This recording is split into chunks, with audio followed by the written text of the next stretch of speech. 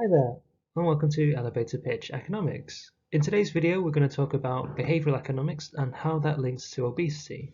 And to do so, we're going to use this paper from Ikeda, Kang, and Otake from 2010. Now, in a previous video, we discussed how there's two main health economics theories when it comes to obesity. The first one is the neoclassical model, and the second is the behavioural model. Now, we covered the neoclassical model in a previous video, so today we're going to go through the behavioural model. The neoclassical models focused on how changes in certain variables can change weight for everybody. For example, decreases in the price of food causes increases in the consumption of food and decreases in the consumption of other goods for everybody. But the behavioural models, they focus more on how individuals differ between each other, how different behaviours by different individuals cause different weights. And there are three different aspects behind behavioural models. These are time discounting, which is also known as impatience, hyperbolic discounting or inconsistency, and the sign effect, also known as future care. With the first aspect, which is time discounting, the important thing to understand is the discount rate, as that determines people's choices on their food consumption. Now, in order to understand time discounting, it's best to go through a full exercise. And the idea is this. So let's say we had this individual and we gave them a choice. We said, do you want £100 today? Or would you like £100 in a year's time? Well, this individual should choose to have the £100 now. And why is that? Well, it's because if they receive the £100 now, what they can do, they can spend it, or they can put it in a bank and they can earn interest on it. And that interest will mature in a year's time, which means actually in a year's time, that £100 will be worth more. So now let's say I give this person a choice between £100 now or £105 in a year's time. Well, in this case, he should pick the £105 in a year's time. And that's because the interest rate is lower than 5%. Let's say this person did pick the £100 now and the interest rate was 3%. Well, in that case, this individual puts it in a bank, he gets 3% interest, and in a year's time that £100 is worth £103. So they're much better off just taking the £105 in a year's time. And why am I talking about interest rates and what's the link between discount rates and interest rates? Well, the interest rate is a proxy for discount rates because it's a measure of impatience. The higher the discount rate, the more money I would have to give a person in a year's time in order for them to take the money in a year's time. Because let's say this person had a discount rate of 10%. Well, for the person to take the money in a year's time, now I would have to offer them £110. And this forms the basis for the time discounting aspect of behavioural models.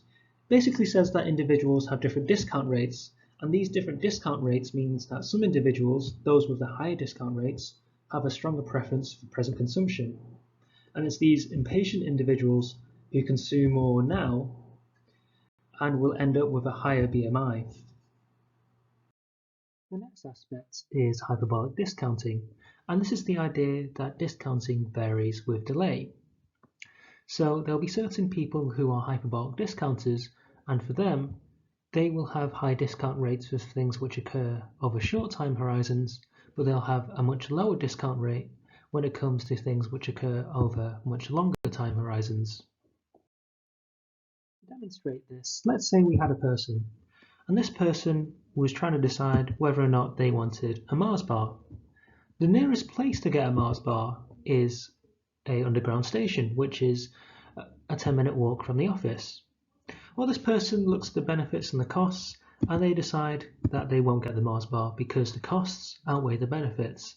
The costs in terms of how much money they would have to pay, the cost in terms of the damage to their health, but also the cost in terms of time, having to leave the office, having to go to the station and back.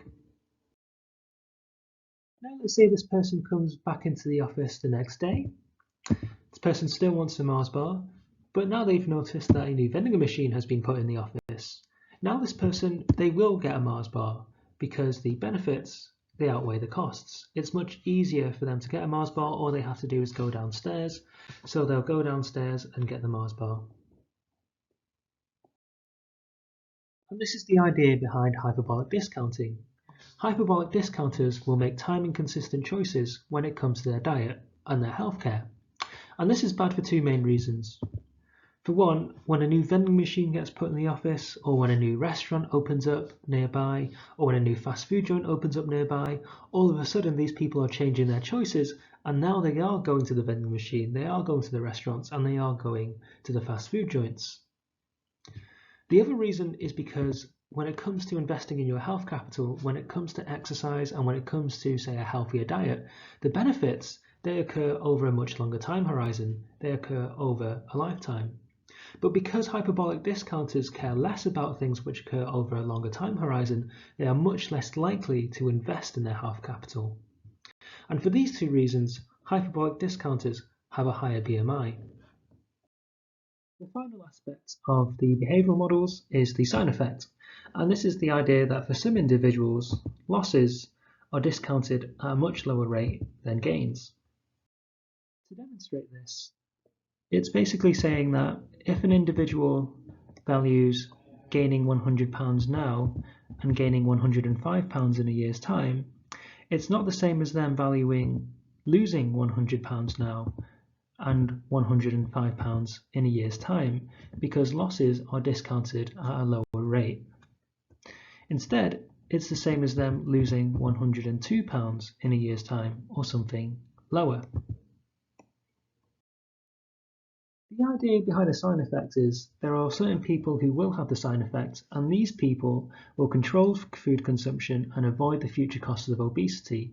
These people are more aware of the future costs of obesity, such as the hardships associated with dieting, such as the need for medical care, and as a result, these individuals will have a lower BMI. Now, in a future video, we will cover whether or not the sign effect is real in a real-life application, as well as evidence for the neoclassical models. If, of course, you found this useful, please give it a like and subscribe, and if you have any comments, please do share them below.